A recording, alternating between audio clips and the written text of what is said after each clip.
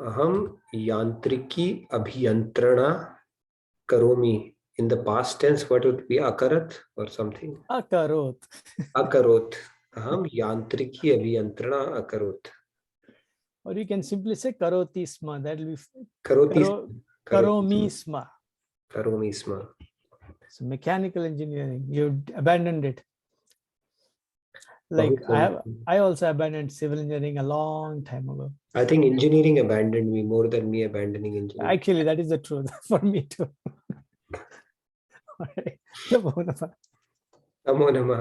Thank you, Nitinji, for saving us today.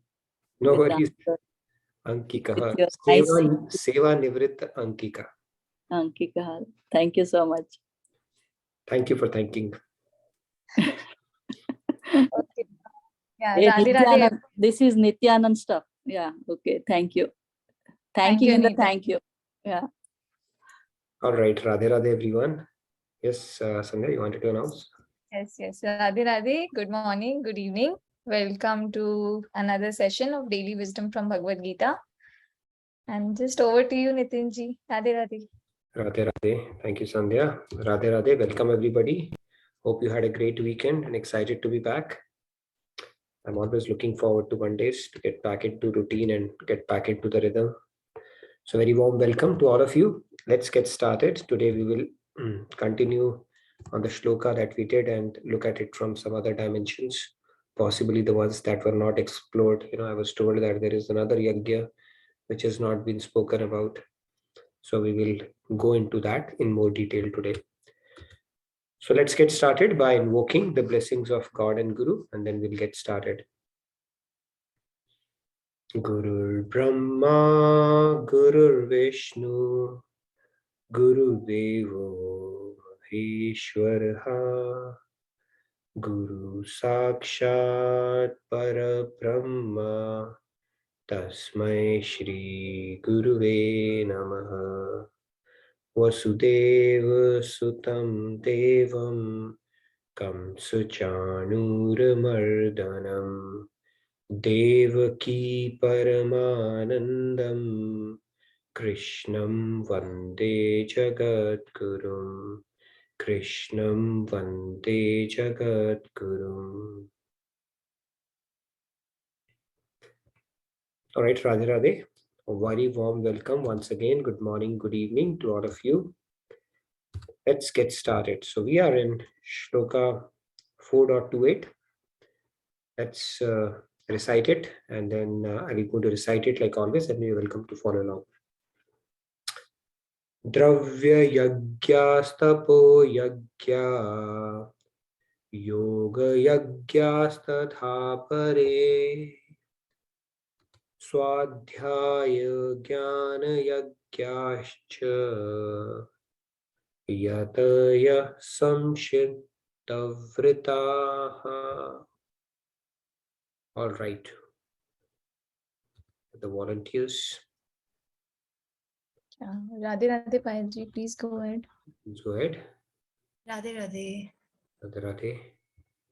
Dravya yagyastapo yagya yoga yagyastatha pare swadhyaya jnana yagyakscha yataya sanshitavritaha.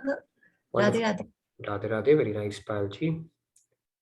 Dinesh ji, Radhe Radhe. Radhe. Dravya yagnastapo yagna yoga yagnasta satha pare swadhyaya gnana yagnasya yataya sansita vrataha. Radhe Radhe. Radhe Radhe. Very nice. Good to hear you back, Dinesh ji. Radhe Radhe. Shyam ji, Radhe Radhe. Radhe Radhe. Dravya yagyastapo yagya yoga yagyastha pare swadhyaya gyana yagyascha yataya sanchitavrita. Radhe Radhe. Very nice, Shyamji. Radhe Radhe. All right, let's take a few more hands. Yeah, Shruti ji, Radhe Radhe. Radhe Radhe. Yeah, Radhe Radhe Sandhya, Radhe Radhe Nitin. Dravya Yagya. Sorry, I'll start again. Dravya Yagya Stupo. Okay. Dravya Yagya Stupo Yagya Yoga Yagya Tatapare Swadhyaya Jnana Yagyascha Yataya Sanshita Vrata. Very nice. Shruti. Sorry. Radhe. No worries. Ashutosh ji, Radhe Radhe. Radhe Radhe Ashutoshi. द्रव्य यज्ञास्तपो यज्ञा योग यज्ञास्तथा परे स्वाध्याय ज्ञान यज्ञाश्च यतयः संसितो व्रतः. Very nice, Ashutoshi. We missed your nature walk. All right. Who do we have next? Mrinal ji, Radhe Radhe. Radhe Radhe. Oh, Mrinal ji, please go ahead. Oh, Radhe. yeah, Radhe Radhe. Radhe Radhe. Radhe Niti. Dravya yajnastapo yajna yoga yajnastatha pare swadhyaya jnana yajnascha yatayah samshita vrataha. Wonderful. Very Radhe nice. Nalji. Radhe Radhe. Rupa ji, Radhe Radhe. Radhe Radhe everyone. Radhe Radhe Rutaji. Dravya yajna tapo yajna yoga yajna tatapare swadhyaya yajnascha yatayah samshita vrataha. Nice. Thank you, Rupaji. Radhe Radhe. Ragi ji, Radhe Radhe. Radhe Radhe. Radhe Pragiji. Dravya Yagyastapo Yagya Yoga Yagyastatha Pare Swadhyaya Jnana Yagyascha Yataya Shanshita Vrataha. Very nice, Thank Pragiji. you. Radhe Radhe Radhe. Radhe. All right. Down to our last three hands. Riya ji, Radhe Radhe. Two hands, maybe. Radhe Radhe. Radhe Radhe. Dravya yajnastapo yajna yoga yajnastata pare swadhyaya jnana yajnascha yataya sanshita vrataha. Very nice, Radhe Neetaji. Radhe Radhe. Shri Ramya ji, Radhe Radhe. Radhe Radhe, Shri Ramya. Radhe Radhe. Dravya yajnastapo yajna yoga yajnastata pare swadhyaya jnana yajnasta yataya sanshita vrata. Thank you. Very nice, Shri Ramya. Radhe Radhe. All right, I can see two more hands. Yeah, Manish ji, Radhe Radhe. Radhe Radhe, Manishi. Radhe Radhe.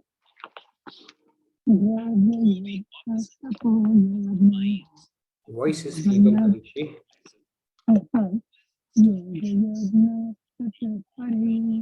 We cannot hear you. Still not hearing? It's very, very feeble. Very feeble, yeah. Oh, okay, sorry. I'll have to try to see if I can reset it.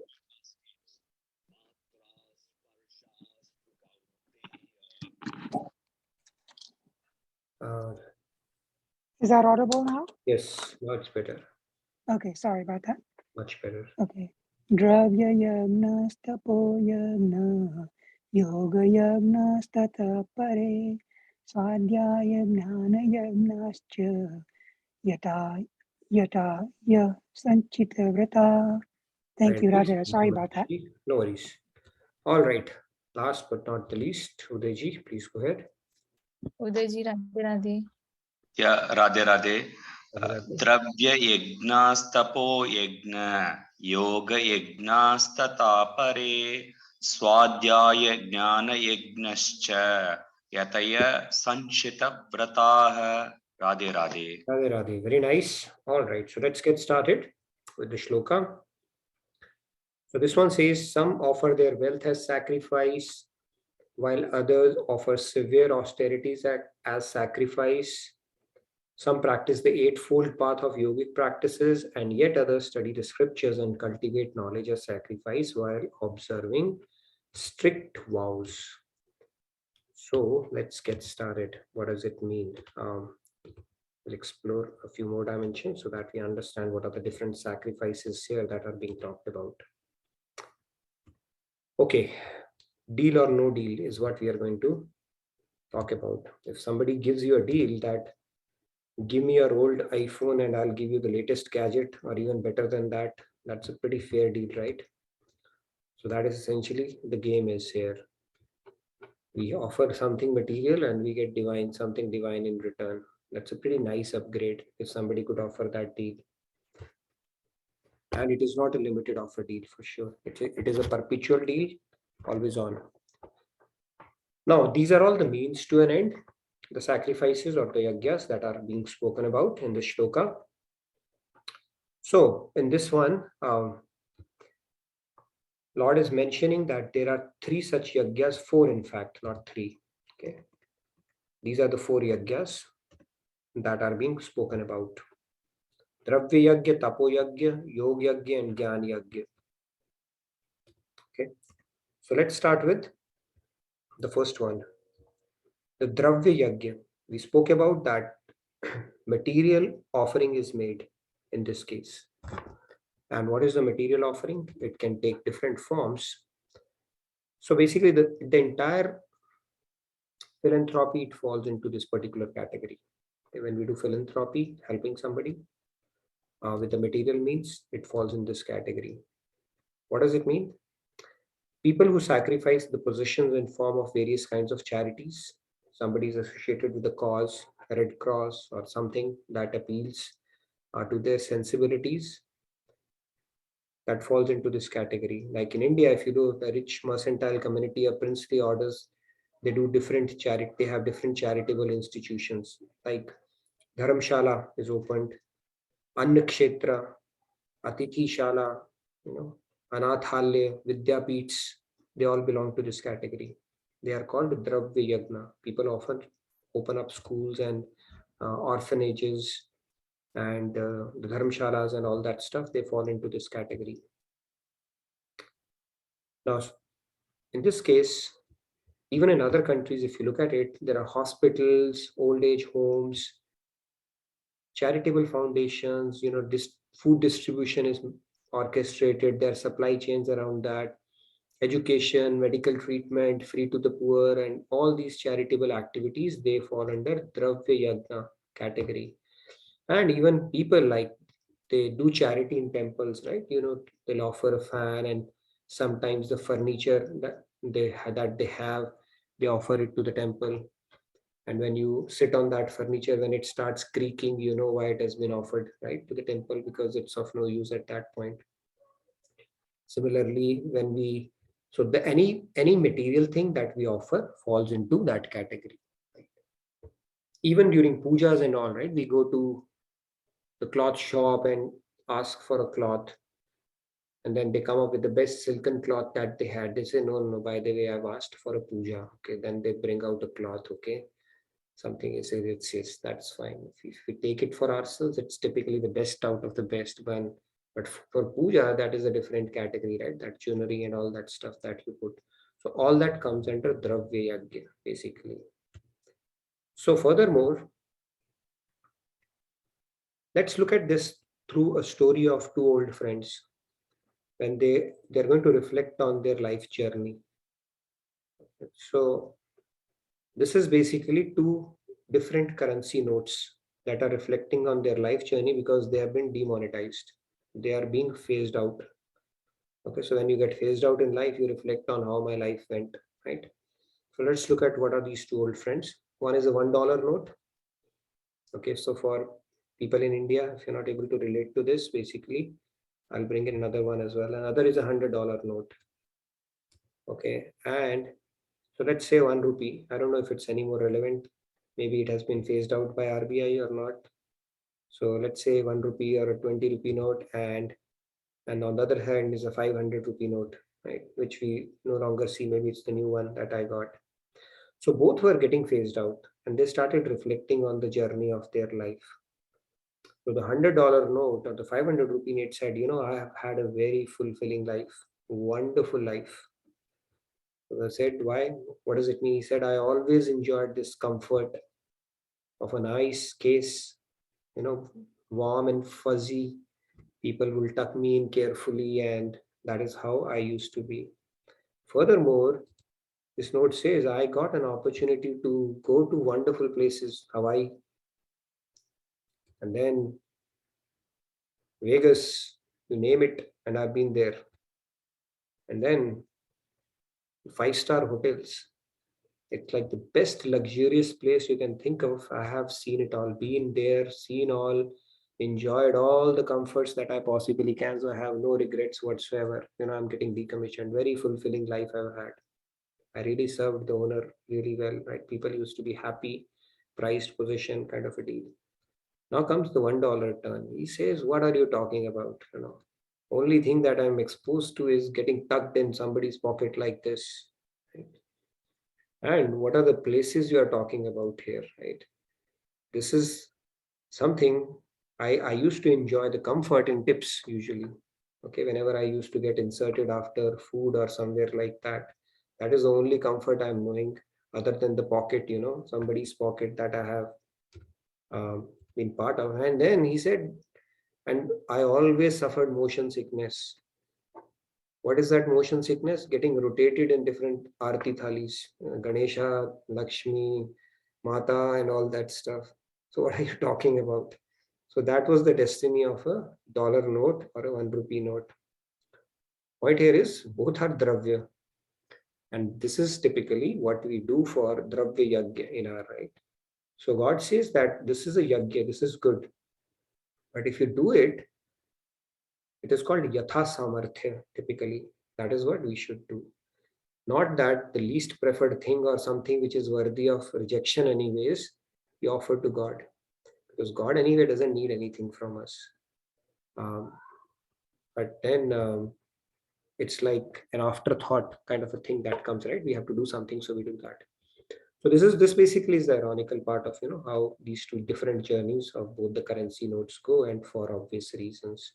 So if you are doing dravya yagya, it has to be done in the spirit of offering it to God with love and affection, yatha samarthya, and to the best of our abilities, typically. Not that anything that you can possibly reject goes to a temple or in the arti thali kind of a deal as well. So let's move on after the story. So second one is tapo yagya. What is this tapo yagya? It is for the higher elevation, promotion to higher planets within the universe. People accept these kind of austerities like Chandrayaan or Chaturmasa, right? That in that case you follow some rigid rules. Like in Chaturmas, people don't shave for 4 months. They become like Babas. And July to October, right? And I know people, they like even in Chhat and all, they perform those severe austerities around that time. And these kind of sacrifices are made doing away from the comforts that we are typically doing that. So people take on austerities for that. So that falls into the tapomay category. Also, if you look at the food aspect of it, that is also a restraint is exercised around that as well. So this austerity involves fasting, where you take on that austerity. And people say that why fasting is because we are tuned to doing indulgence, on the other extreme. The people, they enjoy drinking as well. Is anybody born drinker, right? Or they enjoy that taste? Of course not. It is an acquired taste over a period of time. Nobody enjoys that. Coca-Cola or milk or lassi tastes much better for sure. So that falls under this one. But we keep on doing that. So with sheer practice and willpower, we acquire that taste. And when we try to unlearn that, that becomes part of our austerity in that case. So fasting anyway is known as one of the austerities that people perform where, it's called upavas basically. Upavas means you are actually having a vas alongside God on that day. So you're thinking about God. But if you're thinking about the next kheer and that aloo, thing that you can have, as soon as you can lay your hand and mind on it, then it defeats the purpose of upavas as well. So that is another kind of austerity that we do. But if we miss the the real thing around it, then that part is getting missed out. Is something ironical like this as well. If you're fasting and all we are thinking about is how we can fill ourselves with something that is permissible, whether it is a fruit or something like that, then it defeats the purpose of a fast as well. Unless we are thinking about God, and that is the whole idea of subduing your senses for that particular day. And tongue is known as one of our most ferocious sense, right? Because it, not just from a taste standpoint, but also from the word standpoint as well. It said the tongue is more stronger than a sword, because the words, once they're out, they can really leave lifelong scars. And Maharaji says that 95%, okay, maybe 99, of Ashanti in this world is only because of words. We feel, we make others feel, and we feel ourselves. It's just those feelings which is causing so much of lack of peace around in the world. Just words. So these austerities that we perform, even the speech austerity, like they do Maun Vrat, is actually helpful, because now you're trying to tame your senses and subduing them, at least temporarily, to reflect. And people who come back from some of the Maun Vratas, like in Buddhism, they follow that practice, they find the regular life very noisy, at least for a few days, and then again they get used to it. So fasting is another one. This falls into the tapo category that we were talking about. The third one is, okay, we've spoken about tapo. This is the second one. We spoke about this. The third one is yoga yagna. We've spoken about this as well. Who engage in mystic yogas, the Patanjali yoga system or the Ashtanga yoga system that we have, all this stuff. And they travel to different sanctified places of pilgrimage as well. That is also falls under yoga yagna. They fall into that category.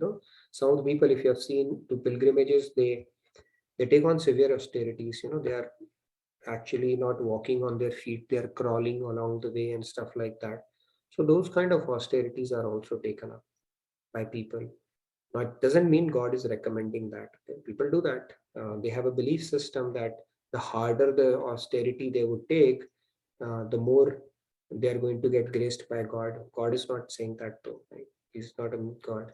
So it's not like you, in order to practice penance and austerities, you give up food, and then some of the people, they tie their shakha to the tree so that they don't lose concentration or fall asleep, and then sleep on thorns. Those kind of austerities, and some people do that. The variety is the spice of life. So somebody gets satisfaction, and their belief system tells them that if they take on these kind of austerities, God will be pleased. But that's not the case actually. Scriptures are not saying that you need to do all these things in order to draw God's grace.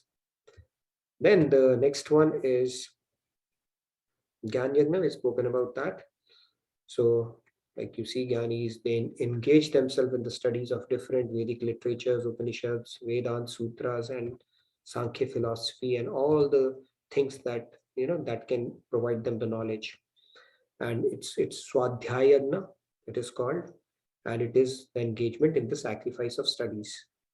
And they are faithfully engaged in different type of sacrifice and are seeking a higher status of life.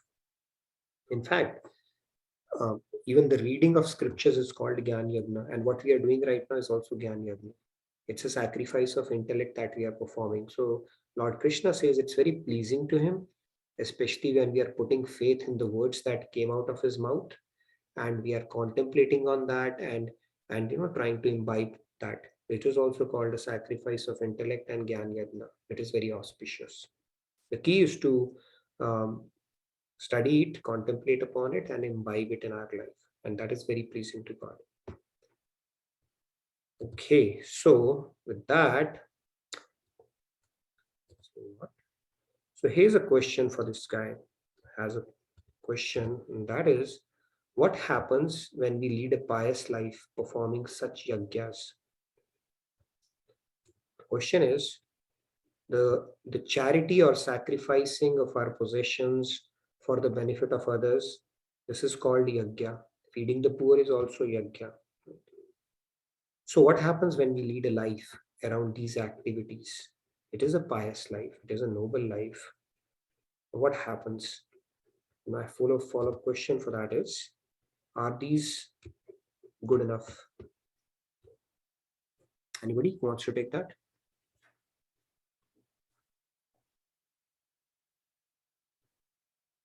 Yes, Patnaji. We are helping out people. Not many people do that anyways. We live for ourselves. Now, somebody is leading a pious life. They are helping out, doing all kind of charities, giving food, and feeding the poor.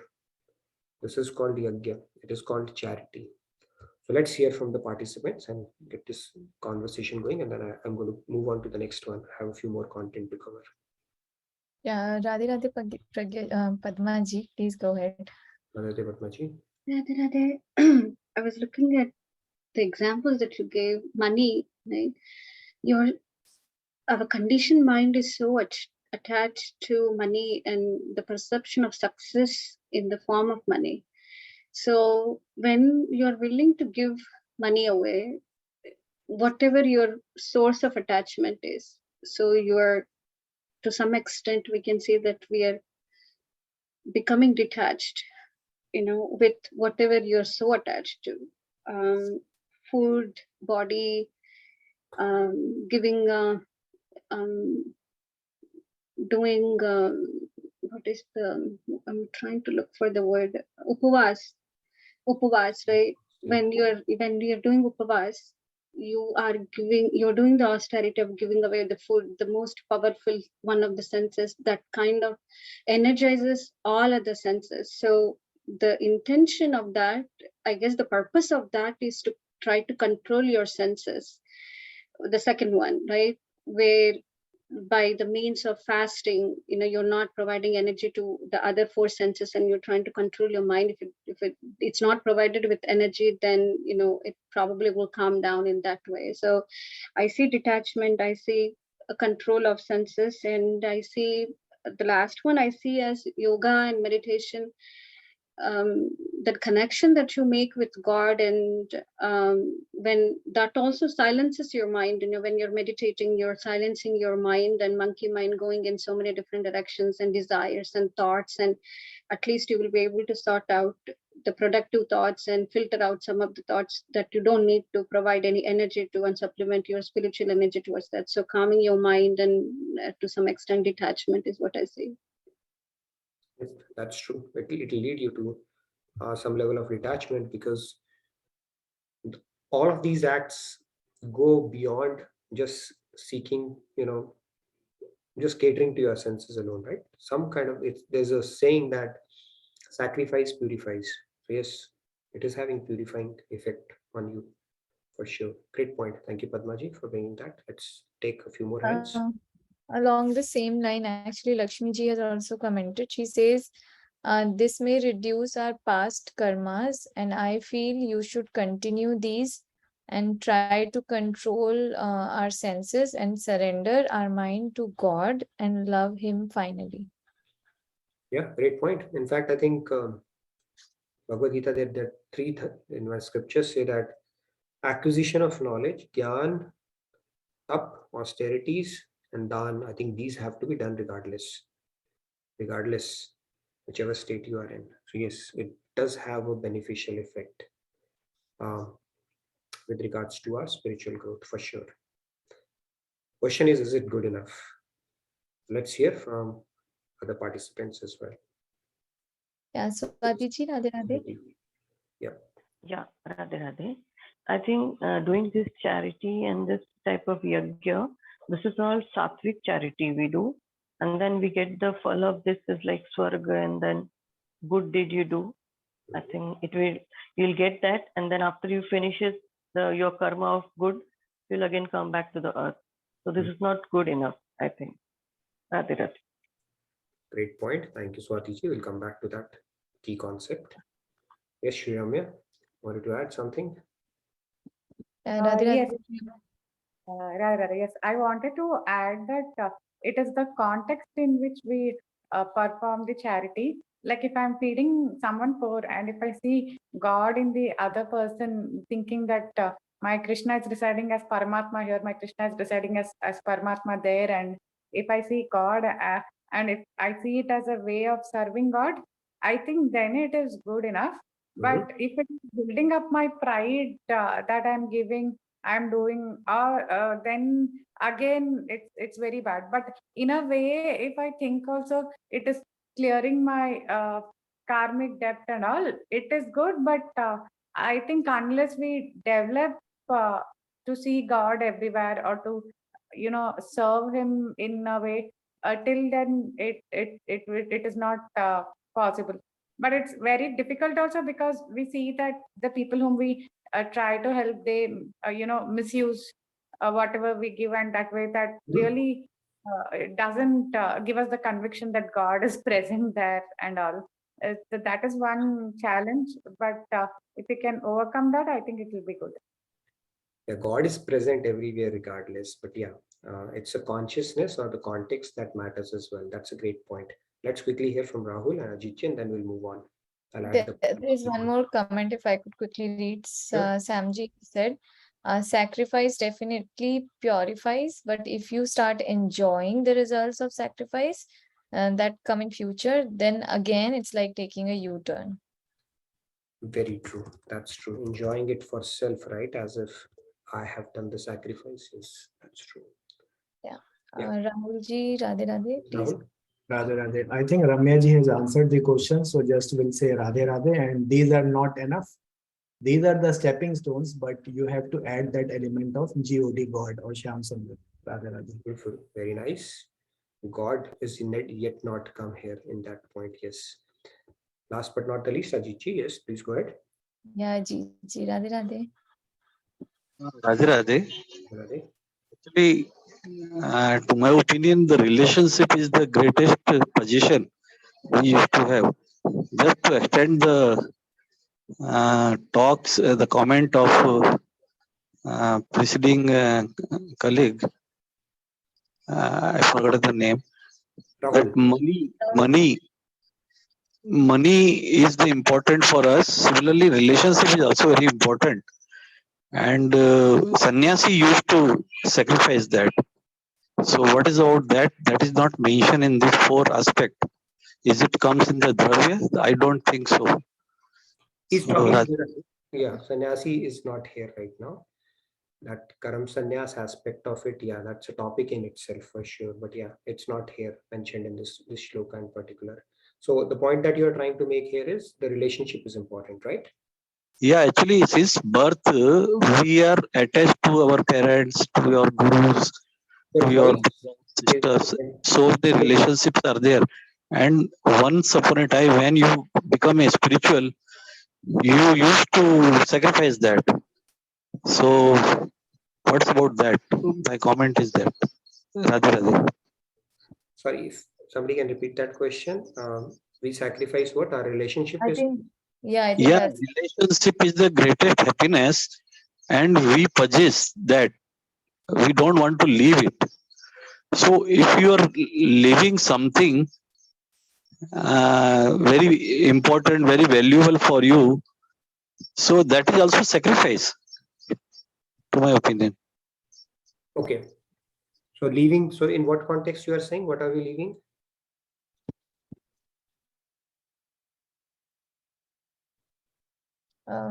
Maybe I didn't get the question. Yes, if something is valuable to us and we are leaving it, is also sacrifice. Is that what you're saying? Yeah, you see, once you sacrifice your food, you get happiness, instant gratification. You get instant gratification. Similarly, Swamiji has left his own relations, Okay. kith and kins, Mhm. for the sake of world, for the sake of God. Mhm. So that is also sacrifice. That is not mentioned in this 4 aspect. Where it will come? That's what my query. Okay, so we are getting, see this, all the yagyas that we are talking about Yeah. at the platform of the body right now. Okay, that is what Lord Krishna is touching upon in this one, not the one at the level of the soul. So there is a dharma, paradharma, and there is an aparadharma. Okay, so the one that we are talking about is more at the bodily level. Now, when it comes to sacrificing, right, that concept that you're talking about, like you're talking about Yeah. Swamiji, or for that matter, Buddha, right? What they sacrificed. Yeah. In that case, we have to understand it. When the call of God comes, God does not dial somebody's number just like that. They might have had acquired a lot of dispassion and detachment from the world with proper knowledge for them to get a call of God. And when the call of God comes to somebody, it's like fish out of water. You will not care that I have a family, I have a kid, I have this, I have that. It's like nothing doing. That's the only thing you need at that point. Okay, but call of God doesn't come to everybody. We have so deeply entrenched in this world with our desires that until we exhaust those vasanas or that desire to experience this world, the call of God will not come. He said, take your time. I'm in no hurry. Okay, the day you are convinced, then I'll come to you. I'll call you. Secondly, when it comes a matter of duty, when you're talking about sacrifice, right? There is says, for the sake of a family, an individual can be sacrificed. For the sake of a community, a family can be sacrificed. For the sake of a city, a community can be sacrificed. For the sake of a country, a city can be sacrificed. For the sake of a planet, a country can be sacrificed. So there is a higher dharma and the lower dharma can be rejected. Only when you are ready for the higher dharma. And the highest dharma of soul is to love and serve God. When you start discharging that, your dharma, no other dharma is binding for you. God doesn't say you became irresponsible, you left your kid, your family, your mother, your father, your kid. No, doesn't matter at that point. But then you have, it cannot be a Falgu Vairagya where you left the world just because you thought it is too much of tension and misery and responsibility. No, it's because you are ready to discharge a higher duty, and that dharma is not being spoken about here. The category of dharma that I'm talking about here, specifically on this slide, is called Karam Kandi Yagya. This is called Karam Kand related, that most of the world believes in. That is the first step they take. Right? People argue and pose this question: why to go and serve God and not serve the poor instead and do charity instead? This has to be looked at in perspective. The highest charity is to give gyan to the soul, to give them a lift of multiple lifetimes. You give food to somebody, they'll feel hungry again. You give money to somebody, it will exhaust. Do whatever you want to do for them. It will still not satiate what the soul is looking for. But the saint, if they can impart a knowledge when they come, that gyan that they give, that is the true charity. That is the highest level of charity anybody can do. Right? The least we can do to ourselves is to imbibe that knowledge um, responsibly, so that people can benefit from it. If we are fixed, people will automatically get benefited from it. If we are not fixed, we continue to roam around like a problem ticket, like other people are problem ticket for us, we are also for them. So for people like Swamiji or people who have taken sannyas, that is a post that has to be respected, that goes at a different level altogether. Right? In one of the lifetimes, if we have developed enough dispassion, maybe we'll get a call from God as well. But it's a good situation to be in if you get that. That means God is saying, okay, I like, whatever work you have done on your on yourself, and I would like you to be my direct employee now, or I would like to build a direct connect with you. I would like to have you as my instrument to get a lot of things done. That's a very good situation to be in. So now that becomes a dharma of the soul, and that is not a sacrifice at that point. Even otherwise, let's look at it from a material standpoint as well, right? People who are doing sacrifice, that purification that they are getting benefited from it, right? So if you reject something that is giving you misery, and embrace something that is giving you some kind of an upliftment. So which one is who is doing a bigger sacrifice? Like if you look at it from a world standpoint, people are embracing the world. Even the world is giving them slaps left, right, and center, they are still embracing the world. And people who start discarding the world and start embracing God, are they doing the sacrifice, or is the other person doing the sacrifice who is happy in Maya and getting disappointed by that? Of course, they are bigger Tyagis. A saint is not a Tyagi, he has embraced happiness. But people in Maya, they are bigger Tyagis. They have rejected God and embraced misery. They are bigger Tyagis. So it really depends on the perspective how you look at it, right? So anyways, let's continue. Yeah, sorry, Sandhya, you had a question? There are just two comments. One of the first one is from Udayji, and he says that we have to forget the doership attitude and be detached, not creating bondage. And when we do this kind of dravya or any other yagya, then it is appropriate. And there's an interesting comment from Smita ji, earning by extortion and doing good for others, as shown in Bollywood movies. This charity is pious. Robin Hood charity, yeah? Robin Hood charity is not in Sattva. Robin Hood charity is buying from or borrowing from Peter and giving to Paul, right? Maybe a Rajas charity. Really depends on the motive of Robin Hood. If he's making somebody miserable and making somebody happy, then he's having a mixed bag, right? Negative, positive. It doesn't get nullified. One is a negative ledger you are building, one is a positive ledger you are building. So that doesn't take you far. Yes, if he's doing it for the sake of God, that is a different matter. But people have to be purified to that extent. So Robin Hood will repeat in this world. Okay, he'll not go to Golok, if that is what your question is. And if somebody is doing extortion, then he will go to hell. It's a very simple thing. It's a bad thing. They say you should have santosh, pleasure in three things. What are those three things? Your own food, your own wealth, and your own spouse. Okay, these three things you should have pleasure, satisfaction in. If you don't have it, there is a problem. So santosh or contentment is one of the key things even Lord Ram has mentioned in his Navada Bhakti when he tells that to Shabri. So, but if you don't have santosh and you create agendas in your life, I need to do this, I need to do that, and in the process you start snatching money from one and giving to somebody else and end up becoming Don and Mafia of your city where people start worshipping you.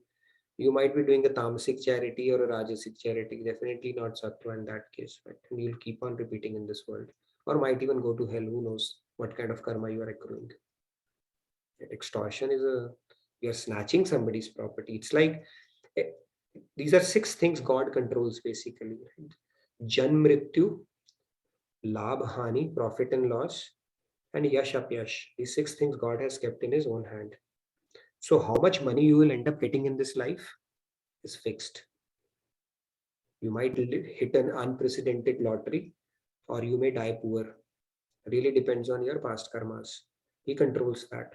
You cannot earn more than even a cent more than what you are endowed with in this life. Jan Mrityu, we all know that, right?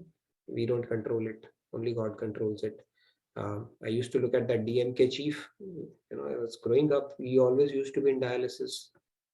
But then still he was contesting election and fighting with Jayalalitha and all that stuff. He continued to live for so long. And there you have healthy people who simply collapse one day. That means something is dictating how many breaths they are supposed to have. And then yash apyash aspect of it as well. How famous or infamous you will end up becoming in life. Right? If you become famous for good reasons, it's good. If you become famous for bad reasons, it's called infamous technically. God typically has these six things that are kind of controlled at a high level. So when dhan is already endowed to somebody and we snatch it, there itself the sin comes. So we have already made a good business case to go to hell. Snatching away somebody's money, doing fraud, doing scams. There is sure shots recipe for going to hell.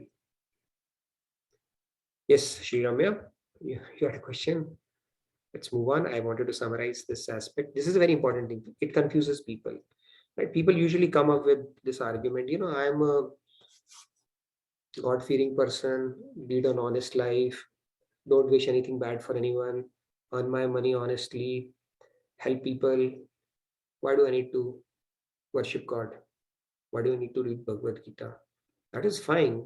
You're doing good. You'll probably do good, bad, mixed bag. You'll still not be able to do perfect good. But still, it's just not good enough. That's the key point here. Okay. So although it is noble, what do you call it? If you simply act piously, that is good, but it's not perfectly directed as yet. That is the key concept. Yeah, Shri Ramya, you had a question? Yeah, Radhe Radhe Shri Ramya ji. Sorry, not question, but I just felt compelled to add on this point. I was reading Sundarakand Parayanam recently, and in that also Lord Hanuman, when he meets Ravan, he tells the same thing. You might have done a lot of good things like worshipping Shiva and everything, but whatever bad things you have done, it doesn't nullify that. Bad things you are doing, you have to that effect will also come, and the good things you're doing, that effect will also come. The good thing doesn't nullify the bad what you performed. True. So it's not like -1 + 1 becomes 0. The -1 ledger will be maintained one separately, +1 will be maintained separately. You'll get results for both. It's not like, okay, you spoke a lie and then now you spoke a truth, so both are cancelled. Doesn't work that way. Both ledgers are maintained separately. If somebody has studied accounting, credits and debits, they will be able to appreciate this concept more. Okay, so let's conclude this and we'll come back. So when we act piously, suppose I execute many pious activities in my life. Then due to my pious activities, what happens? I will get birth in a good family. Right? Srimad Bhagavatam and even Bhagavad Gita says, you will get birth in a good family. What happens after that? You may get birth in good family, high family. This is called Janma. So Aishwarya, opulence, wealth, Shri, beautiful body, education, all these things you acquire it because of your past karmas. Now, to be highly rich, that is also due to previous pious activities. You might have done a lot of charity, right? More than 10% probably, or at least 10%. That is why you are born in a family where at least you don't have to worry about money. Maharaji says, if you don't do that, we will be born Daridra. When somebody is born Daridra, then they are compelled to do some frauds and stuff like that. Then they incur more sin. So it's a vicious cycle you can fall into. That is why it says charity has to be done regardless, if we are serious about our spiritual growth. Now, if that happens, then Narottam Das had said that Karam Kand, fruitive actions for getting better position of life, better body. Though I may get birth in a good family, there is still a risk of degradation. And what is that risk? Because let's say you are born in a good, pious and maybe rich family. There's a possibility you are born, right? And when you are born there, due to opulence, you can get associated. You have seen so many rich kids in Delhi and other places. They will come with their cars and honking, and all they want to do is waste dad's money, have a sense of entitlement, and we know, right, where all it can lead to. So in the process, what happens is you may begin to act sinfully. Now you can get degraded. So you did pious things in the past, because of which now you're born in a rich family. What happens after that? Your mind, intellect fails to cooperate again. So you are in a cycle. As long as you are within Maya, you're really not making progress. So it's better even to start perfectly directing those activities. There's no guarantee. See, we cannot challenge Maya that, hey, I've cracked you now, or I have made enough spiritual progress so not to take a U-turn in life. We don't know what kind of situation, circumstance would make us take a U-turn if we have not done sufficient surrender, developed sufficient faith, sufficient love for God, sufficient contemplation on God and Guru. If we have not made those practices, there's no guarantee. Maya, you cannot challenge it. People are born with a silver spoon in their mouth. Why? Because they did some pious deeds in the past. That's the only reason. Bhagavad Gita tells us. Even better is to get born in a pious family. So, given a choice between rich family and a pious family, it's better to get born in a pious family. If you have everything in life and no love for God, you are poor actually. And if you have nothing in life, but you have developed a fraction of love and devotion for God, you've actually accumulated some wealth. This is the purpose of human life, nothing else. Right? Normal life, good studies, good job, getting married, having a perfect family, great vacations. This counts for nothing actually if you don't have love for God. And if you have love for God, you figured out a way to take your journey forward. That is the real wealth. That is something you'll take across your lifetime. Nothing else. Everything else that will remain here. It's all waste, basically, to put it simply. So, if you've done good karmas and all that stuff, you may get a decent life, right? Very few reversals, right? We think that is God's kripa, everything is all right happening as everybody's expecting around us. But truly, I mean, are we immune from the problems? No, we are not immune from the problems. Our mind can still take a turn in that. And if you're especially born in a very rich family, there's a good chance people will get spoiled. Right? Typically, they say, right, the second generation, they become irresponsible just because everything they get on a platter. Very few rich people, kids are responsible and sensible. Very few. They just get intoxicated in that. So doing pious deed is still exposing you to the great danger. That is the point here. If you are not out of the danger because you are repeating in mic world. And what will happen? Let's say you go to Swarg, then it's even worse because now you are not even getting an opportunity to repeat as a human. All you can do is enjoy the merits of all your pious deeds and exhaust them and then come back again. Now you get your bank balance. You started with 1 lakh in Swarg. As soon as it becomes zero, you're again back in 8.4 million. Even worse than getting repeated in a rich family in human worth. Because there is a chance as a rich person, you may come across a guru or some spiritual path. At least there is an opportunity. But in Swarg, there's no opportunity. You can't do any pluses there.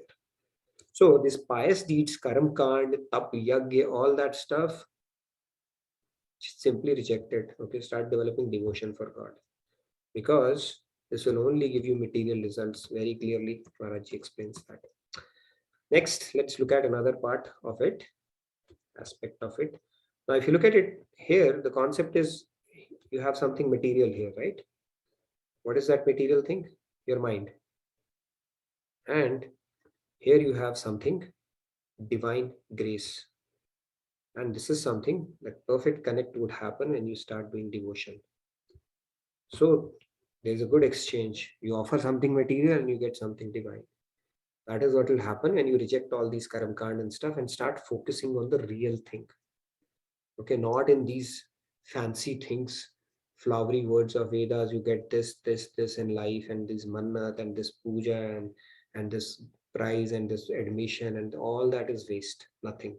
All you need is an upgrade. An upgrade can only happen when you do devotion and start attaching your mind to God and increasing your devotion around it. The rest all is futile. It's exposing you to risk lifetime after lifetime, even if you're doing pious deeds. Simply think about it, right? If you're born rich, God has taken care of your comforts. I would say it's not kripa actually.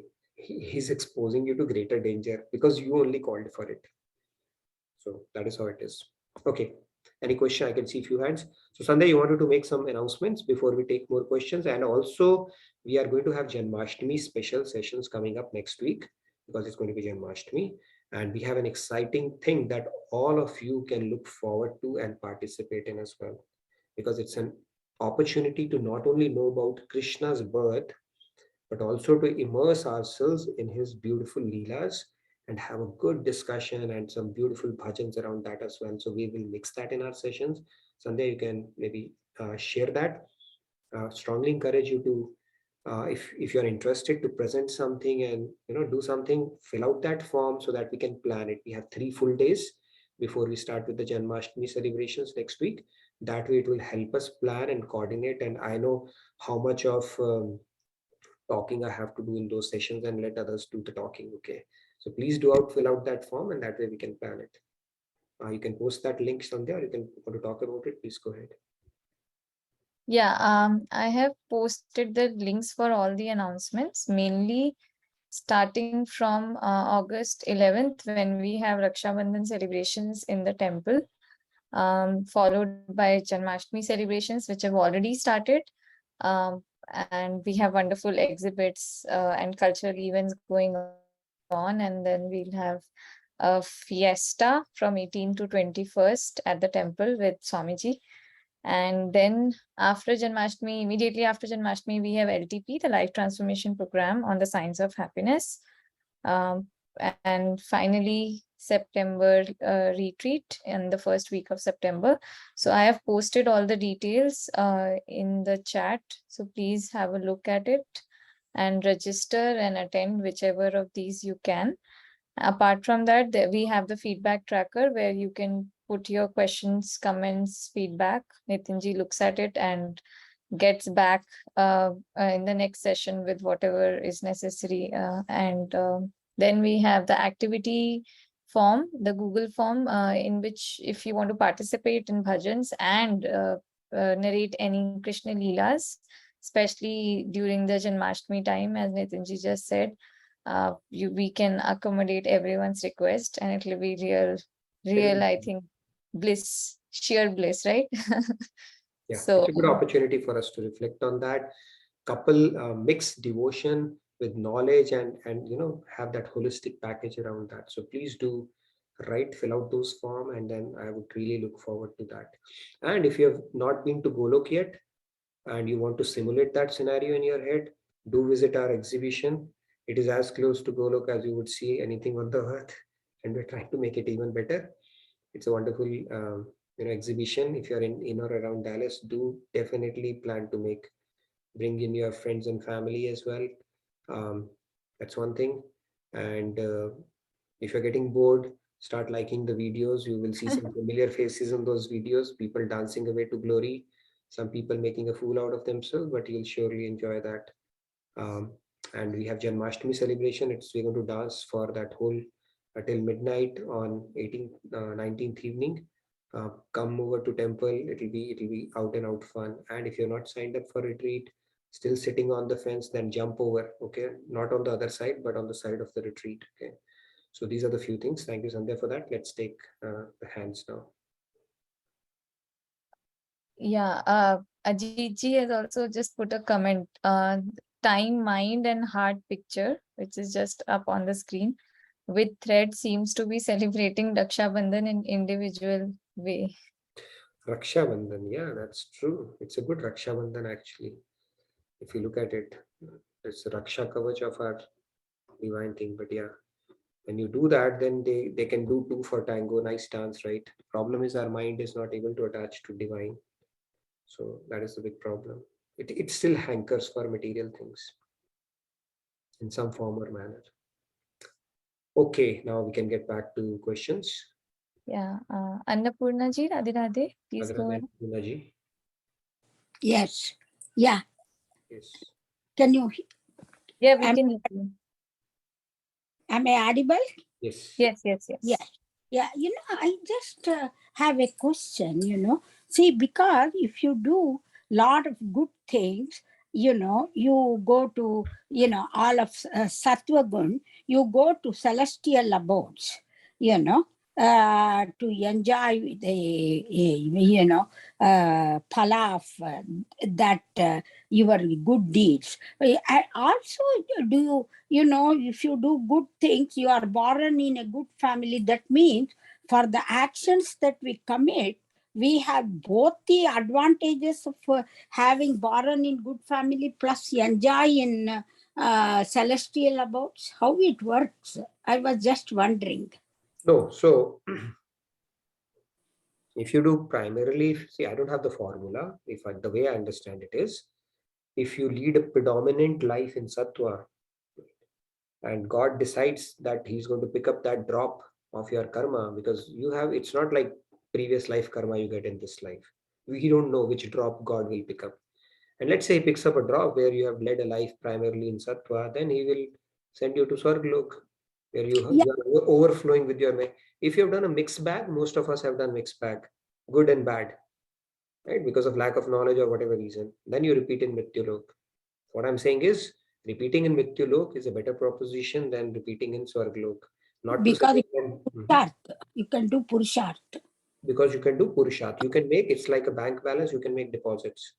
In Yeah, first, but you cannot you know, make the it. question is, you don't have both the places. It is God's decision that either He puts you in a nice family in Mrityuloka, or you can enjoy it in celestial abodes. Yeah. Because otherwise, you have both the advantages, you know. For a while you be there, and then, you know, for the same acts that you do, that karma, whether bad or good, supposing it is good, you know, you do you go to celestial abodes or you come down? That decision is made by God, is it right? Yeah, God only makes the decision. We don't make But that. you cannot have both. One of them must happen. Yeah, Either you go to celestial abodes or you will be born in a good family. yeah, that's true. We cannot. It cannot be both. Our Yeah, soul that's cannot. what I'm wondering, you know, because, and also another thing is, you know, other thing that I'm puzzled is, you know, when the dissolution happens, you know, whole, everything goes to his Mahodara, subtle body and causal body, everything goes. Grass body is gone, you know, it remains here. But what I was thinking is, you know, if there is no dissolution, you know, people will be dying in the middle. What will happen to them? People will be dying in the mid means. Sorry, I didn't get that. Yeah, because, you know, it is not the dissolution time.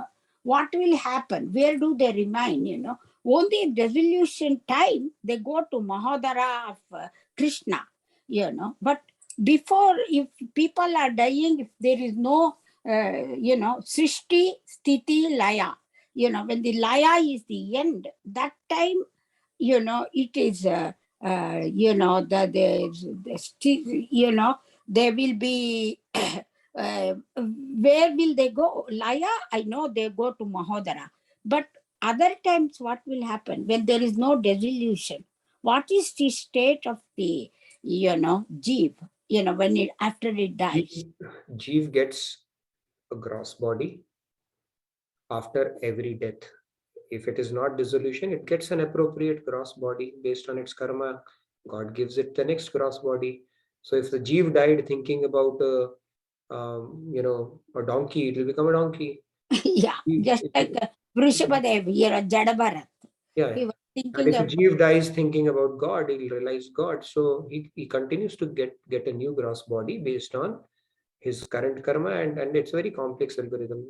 What comes yeah, to but only during dissolution it happens. Other times he dies, he loses his body, and Jeev then always has a new expects. body depending upon his karma, and you know, either comes back to earth or depending upon his Yes.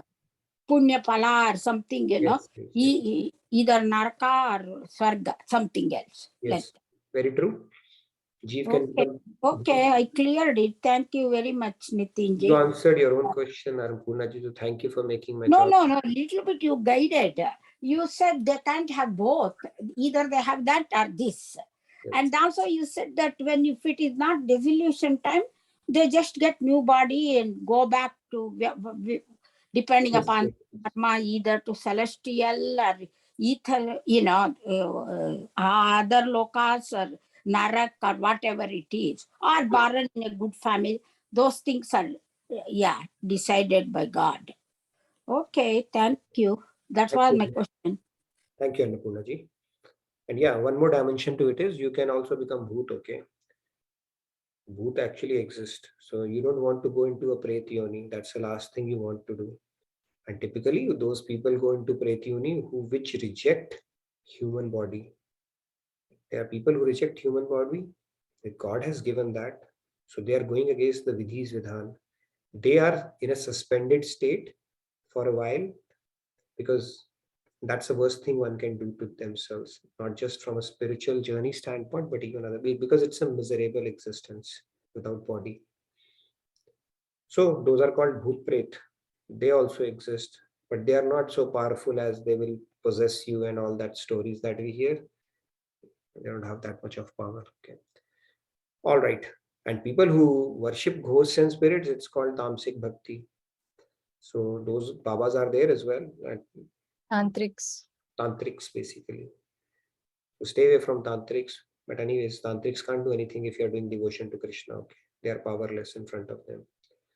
Tantrics can have effect on people who are not having a good will and may have their bad sanskars, karmas going on as well. But Pret yonis exist as well, and it goes to people who reject their human body. Against human body rejection is the worst thing you can do. Okay, couple of other hands. There's one comment from Ajiji. It seems that every stone can be reframed to a nice statue of Sri Krishna if we are ready to sacrifice all unwanted material from a raw stone. Beautiful point. Actually, this reminds me of a story of this sculpture of Buddha, right? So somebody was looking at that and he asked the sculpture, how did you make such a beautiful Buddha idol? He said, I just, from this stone basically, he said, I just took the part which was not Buddha. It became Buddha. So that is another way of looking at it, right? There are two aspects to it. It's a big stone, whatever was not Buddha, I took it off and it became Buddha. So that is how the universe is also working on us like a sandpaper, and it's filing us every moment. This entire universe is filing us like a sandpaper, so that we also become like Buddha one day. Not Buddha, but we will go beyond Buddha basically. A devotee goes much beyond Buddha. Okay, I've just gave an example, so don't sue me for that. Devotee goes all the way up to Golok. Okay, no Nirvana concept here. And just to add, Ajitji also says, I can visualize walking on street and driving in a car on road is living in a material world, and traveling in air by leaving the ground by virtue of powerful engine is like enjoying on higher altitude, which is the spiritual life. True. I'll tell you, people who are actually on the spiritual path for a while, the kind of happiness, bliss, joy, peace, whatever you want to call that, they would have experienced, they can vouch for it, they would have never experienced it in material world. With all the potlucks, with all the parties, with all the wedding celebrations, with all the discotheques, with all the movies, they would know, right, that this kind of an experience that they get on this path by doing seva and sadhana and engaging in satsang, even though it may sound like a little boring to the material people, worldly people, what you experience there cannot be experienced in material world, no matter what you do. That little bit of that experience will tell you that, you cannot get it in material world. That is how beautiful it is. Okay. Let's take the hands. So, Shri Ramya ji, Radhe Radhe.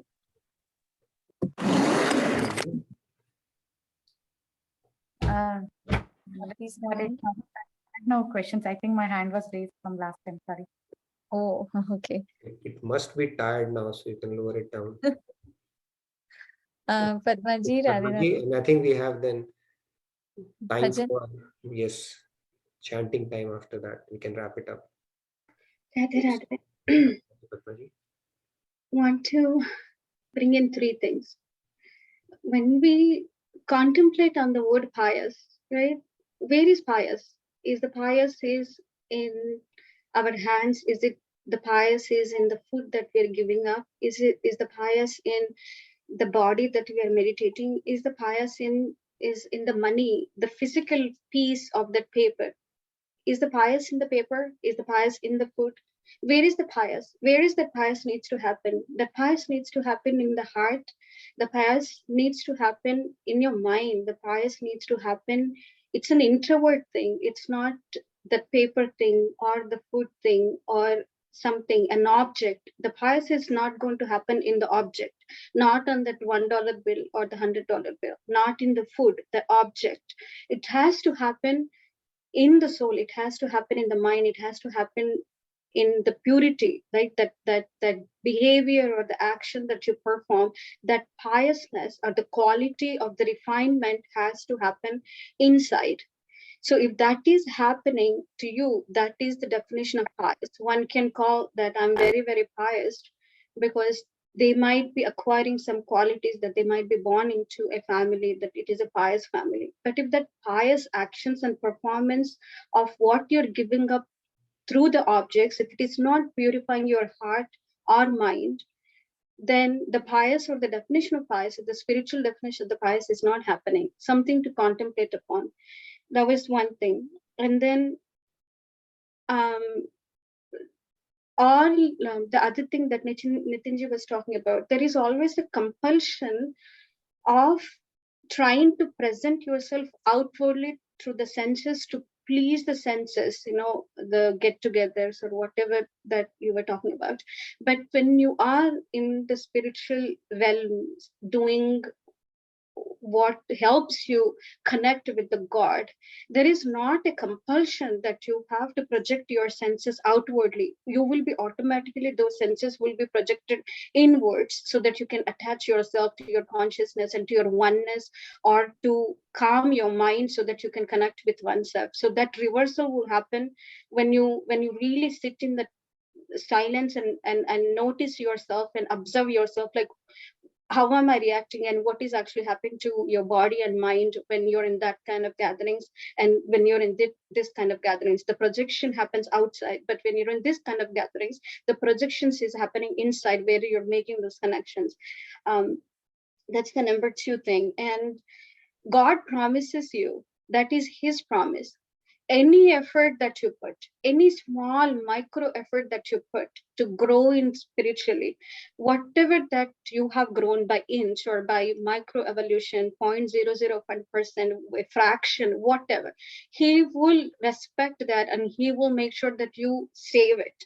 But anything else that you gain materialistically, he's not going to guarantee that this is what it is. The reason is, he knows that it brings you misery, and he knows that the mind will cause misery for you. So he's blissful, he's all giving, so he's not going to give you misery by promoting that thing. And when you accept that, you will see the beauty of it. The 4th thing that I wanted to say is, many times if we are not introspective, we convince our monkey mind to do a very wrong thing in a very right way. But there is a difference between doing a very wrong thing in a very right way and doing a very right thing a very right way. Contemplate upon like these two, then you would say, okay, where am I going wrong and what I need to do, and whatever you're lacking, you just introspect and ask God that I'm not able to differentiate what does it mean by doing a right thing a wrong way, doing the right thing the right way, doing the wrong thing the right way. So those were the 4 things that I wanted to say. The last thing is Raksha Bandhan is coming. Yesterday I was making a brochure for the temple for Raksha Bandhan, and this word just came up in the mind, Krishna Bandhan. So Raksha Bandhan, that day is, we do it for sisters and brothers. That day, just to tie a knot to Krishna and say, I am your sister, and I'm making a promise to you to make whatever that love, right? The meaning of Raksha Bandhan is the love that you share between brothers and sisters. So Krishna Bandhan is, you tie yourself in that bandhan and he will take care of rest of it. And whenever we have time for bhajan, I can sing something. Thank you. Beautiful points. Very true. Raksha Bandhan, and it reminds me of that Prem ka Bandhan, basically. So that is the Bandhan that enslaves God. Great points.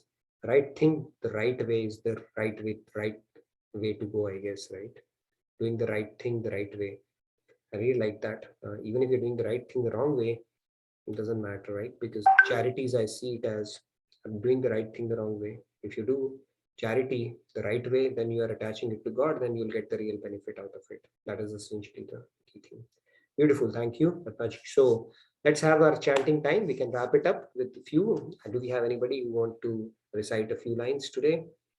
Ashutoshji has already raised hand. I don't know if it is for bhajan or... I can see 3 participants today. Payalji, you are missing right now. Maybe you're composing your lines right now. All right, let's do that. Maybe a little bit of chanting, and then we can wrap up our session. Good discussion. Tomorrow we are going to talk about the different forces, vayus, or within operating in our body. So that physiological, the functions, how it has been explained by our scriptures. Then all the functions that happen, they basically fall within those 5 forces is what we are going to talk about. And breath is actually, when you understand the concept of breath, it will be breathtaking. Okay, that's what we'll discuss tomorrow. Okay, let's hear from participants now. Okay, Ashutosh ji, Radhe Radhe.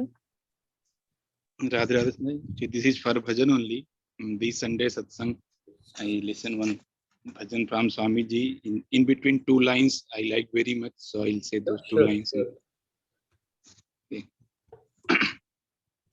प्राण प्रियतम प्राण धन मम प्राण वल्लभ पाहि मां प्राण तन मन प्राण धन मम प्राण वल्लभ पाहि मां भक्त वत्सल नाम सुनि तव हृदय कांपत मेरे श्याम भक्त वत्सल नाम सुनि तव हृदय कांपत मेरे श्याम पतित पावन नाम सुनि पुनि होत साहस बनई काम पतित पावन नाम सुनि पुनि होत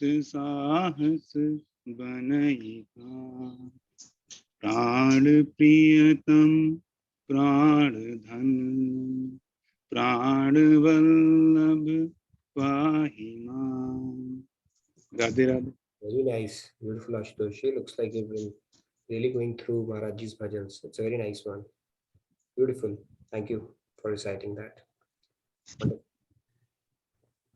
Okay. Next is Swati ji. Radhe Radhe Swati ji. Yeah, Radhe Radhe. I will sing only 2 lines. मेरे नंद नंदन मेरे नंद नंदन अपना बना ले मोही मेरे नंद नंदन. Thank you, Radhe Radhe. It's very long, but I just put it 2 lines. Short and sweet, very nice. That way we can cover. Thank you very much. It's a beautiful bhajan. All right, who's next? Shri Ramya ji, Radhe Radhe. Shri Ramya. Radhe Radhe, I wanted to sing. Ore more man, Shri Radhika Raman, Nishritin Guna Kanakaye cha. Ore more man, Shri Radhika Raman, Nishritin Guna Kanakaye cha. Chinne chinne neha badaye cha. पल पल प्रेम बढ़ाए जा ओरे मोरे मन राधिका रमन निश्चित न गुण गण गाए जा. Thank you very much. All right, I can see a few more hands. So yeah, let's limit it to 2 minutes and then we can cover everybody. Yeah. Annapurna ji, Radhe Radhe. Yes, yeah. I just wanted to sing a Kannada song about Krishna. Yeah. Let's go to 2 minutes within that will be good. Kannada song. And it talks about the idol Krishna, how beautiful it is, like that, ಕಂಗಳ ಮುಂದೆ ಕಂಗೊಳಿಸುತ್ತಿದೆ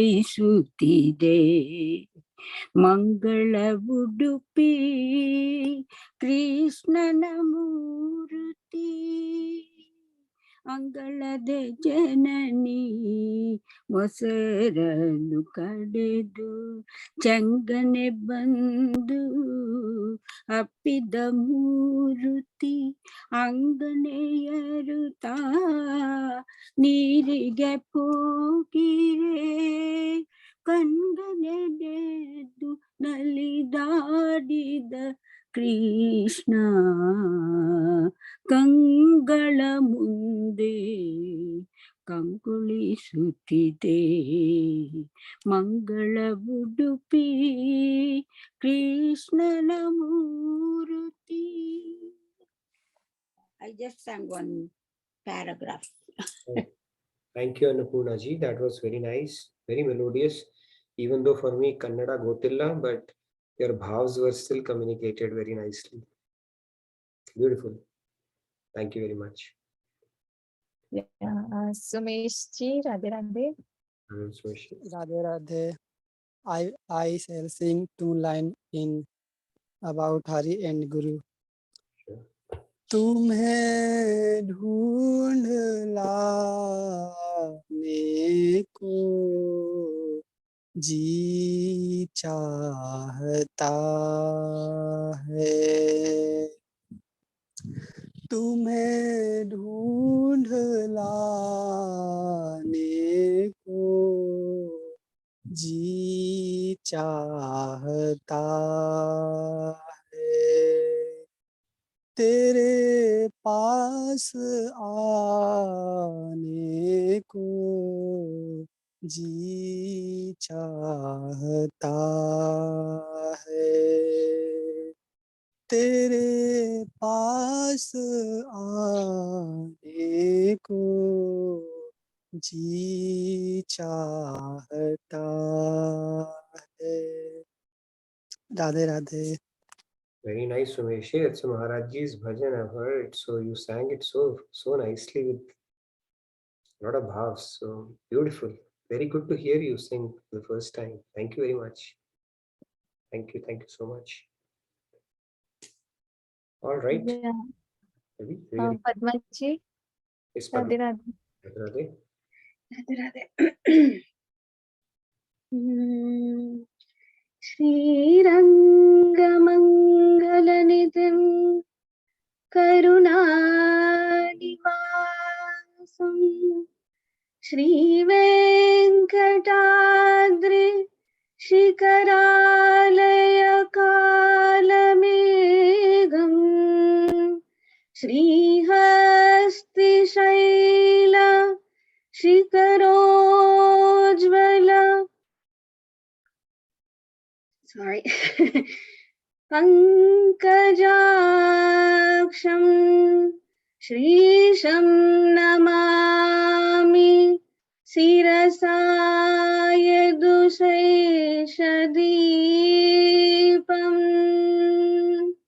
रङ्गपुरविहारा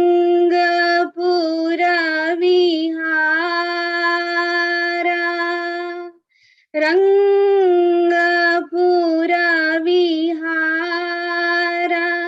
श्रीरङ्गपुरविहारा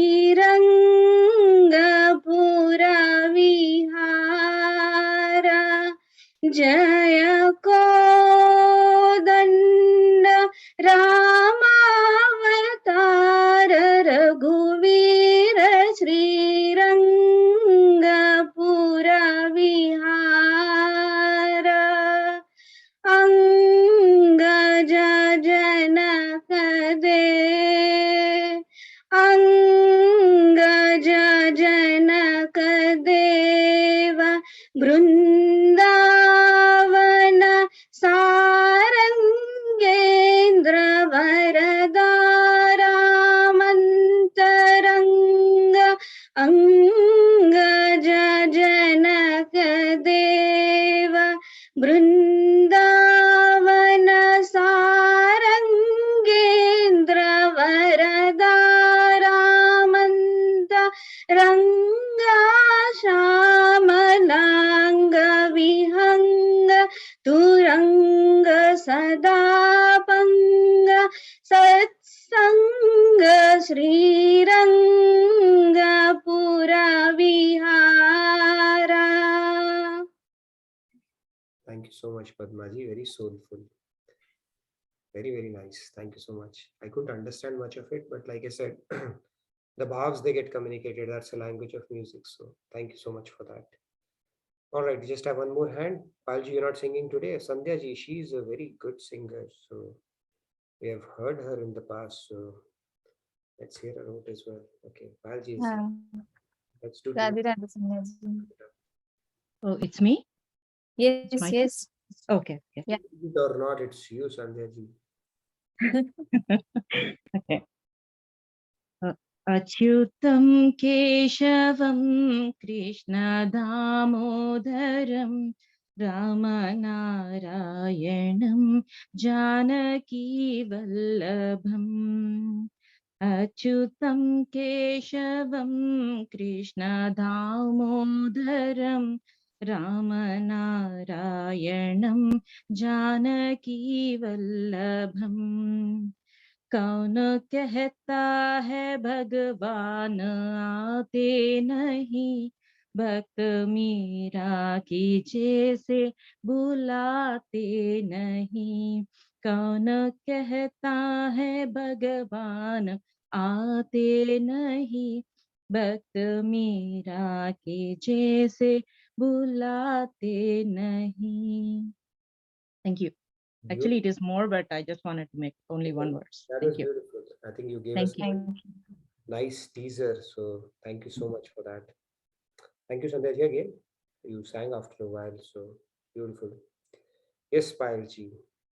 We can do Payal ji. as well as the closing prayers as well. So Yes. Nitin ji, you will also sing, right? Oh, you. I think I've run out. So today I won't be singing, but yes, I will be saying few lines. So it goes like, Sure. जब हम रो नहीं पाते, सुख से सो नहीं पाते, जब हम खो नहीं पाते, तब ईश्वर याद आते हैं. जब चिंता सताती है, हमारे तन को खाती है, जब भी मन नहीं मिलता, तब ईश्वर याद आता है. जब हम टूट जाते हैं, जब अपने रूठ जाते हैं, जब सपने सताते हैं, तब ईश्वर याद आता है. बच्चे रह नहीं जाते, बड़े हम हो नहीं पाते, खड़े भी रह नहीं पाते, तब ईश्वर याद आता है.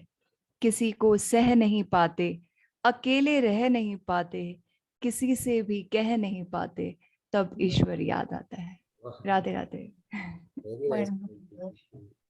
I think all you need to do now is to give it music and sing it as well. So you can compose your own songs now. Beautifully written. Thank you so much. Reminds me of that Kabir ji's doha, right? Dukh mein sumiran sab kare, sukh mein kare na koi. सुख में करे न कोई, जब सुख में सुमिरन करे, दुख काहे को होए. दुख काहे को होए. Yeah. Nice. Very beautiful. Yeah. Can I do the closing prayer now? Sure, you can do the closing prayers. Yeah. There's another one for saying, right? God says that तू करता वही है जो तू चाहता है और होता वही है जो मैं चाहता हूँ. जो मैं चाहता जो हूँ. मैं चाहता हूँ फिर होगा वही जो तू चाहता है. All right, let's do the closing prayers then. ॐ सर्वे भवन्तु सुखिनः, सर्वे सन्तु निरामया, सर्वे भद्राणि पश्यन्तु, मा कश्चित् दुःखभाग् भवेत्. ॐ शान्ति शान्ति शान्तिः. Radhe Radhe. Radhe Radhe, thank you very much. I see Lakshmi ji had raised her hand. Real quick, Lakshmi ji, you had a question? Yeah, Yeah, I just want to join Payal ji for the closing prayers. That's all. It's okay. Okay. Tomorrow you have the first refusal then. Yeah, today I'm at home, so I can, but on the bus I can't. So that's why I raised my hand. Okay. Tomorrow you can do that now. Yeah. Thank you again, everybody, for the opportunity and for the wonderful participation. I look forward to seeing you tomorrow. We'll discuss some physiology, different than the biology that we are used to tomorrow, that God is talking about, the breath and all the other functions, how they are dictated by the life forces. So we'll talk about that. Thank you again. Radhe Radhe. Have a wonderful day and a great rest of your evening ahead. Yeah, Asha ji also says thanks for the beautiful session. Thank you everyone. Radhe Radhe. Dhanyavad Asha ji. Shubh Ratri, Shubh Din. Okay, good night. Bye.